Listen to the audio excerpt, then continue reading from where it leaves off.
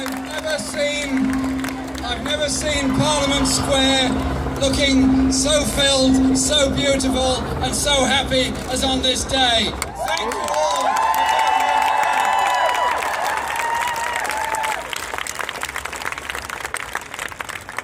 When I was declared elected 3.5 hours ago,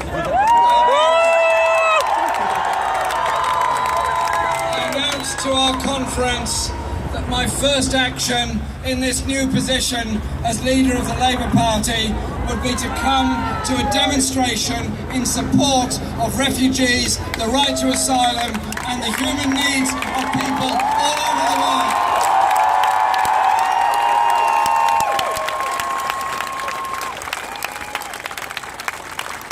And I do that because we are all humans. We all have a sense of decency and humanity in reaching out to others.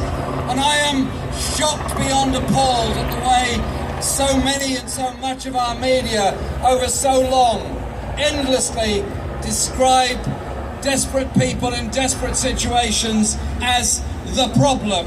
Desperate people in desperate situations as people who are trying to travel or move illegally. Those desperate people in desperate situations are all over the world. There are more of them now than at any time ever in the recorded history of this planet. They are victims of war, they're victims of environmental degradation, they're victims of poverty, they're victims of human rights abuses all over the world. We have a responsibility as one of many countries that signed the 1951 Geneva Convention on the right to asylum. We are a country that is a member, obviously, of the UN, but also of the Refugee Council and the Human Rights Council. And we therefore have a responsibility to ensure those people are properly cared for and properly supported. And so I think it's quite incredible what has happened across Europe in the past few weeks. Suddenly, a lot of politicians have rediscovered their principles of humanity. They've rediscovered that you don't need to walk in fear of the far right and the racists. There is actually a popular uprising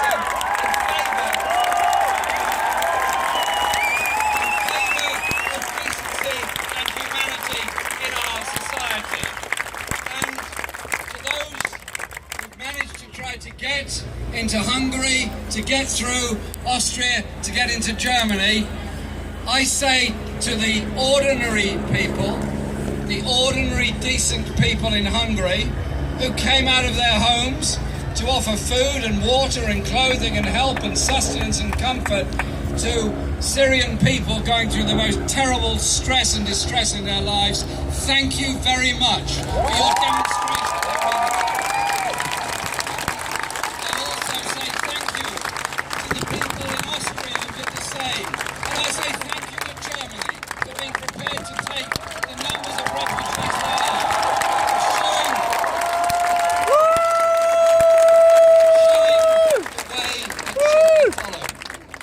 I also say that we need to have a thought as to why people end up in such desperate situations. I've been in Parliament a long time and I've seen many decisions taken. And in moments of clamour and moments of fervour, decisions are made, go here, invade there, bomb there, do this, do that. It's the easy situation, the media build it up, there's lots of military advice, there's lots of apparently simple and easy solutions. Tragically, wars don't end when the last bullet is fired or the last bomb is dropped. The mourning and the loss of soldiers of all uniforms goes on. The mourning and the loss of families that lost loved ones because of bombardments and fighting, that goes on. The refugees move on and on. And there are whole generations of refugees around the world that are victims of various wars. It's those desperate people in camps in Lebanon, in Jordan, in Libya and so many other places. Desperate people trying to cross into Turkey and other places. They are all, in a sense, victims of wars. So surely, surely, surely, our objective ought to be to find peaceful solutions to the problems of this world.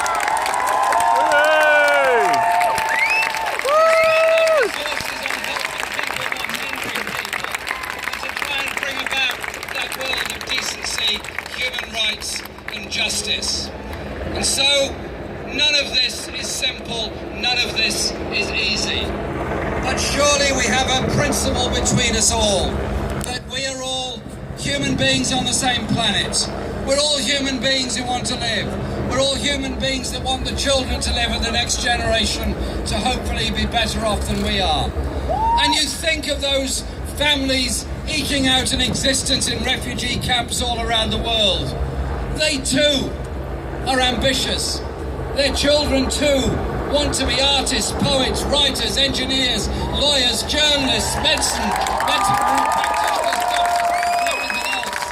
The waste of human resources by the lack of human rights is one of the great crimes of the last and this century. So today here in Parliament Square, we as ordinary decent people stand up and say to our government, recognise your obligations in law. That would be good. Recognise your obligations to help people, which you're required to do by law. That would be good.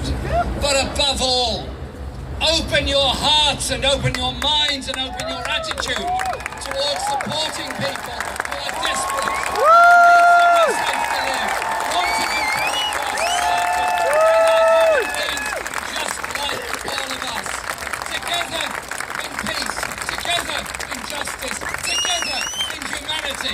That surely must be our way forward. Thank you very much for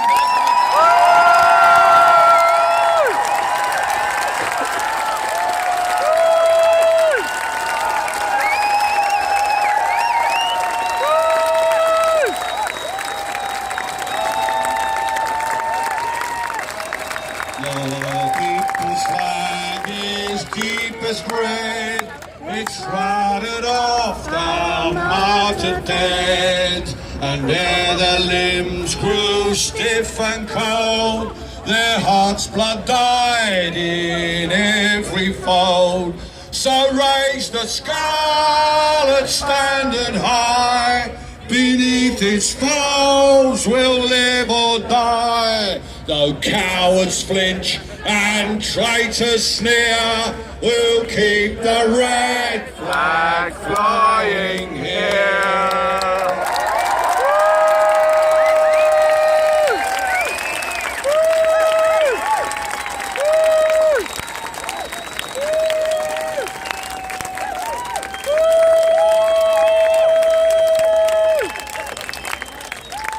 Our next speaker, as the rally carries on, is Catherine West, who's the Labour.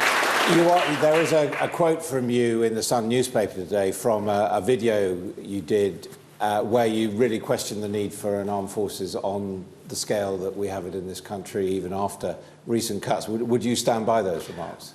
I don't know what the remarks are because I don't buy the Sun newspaper.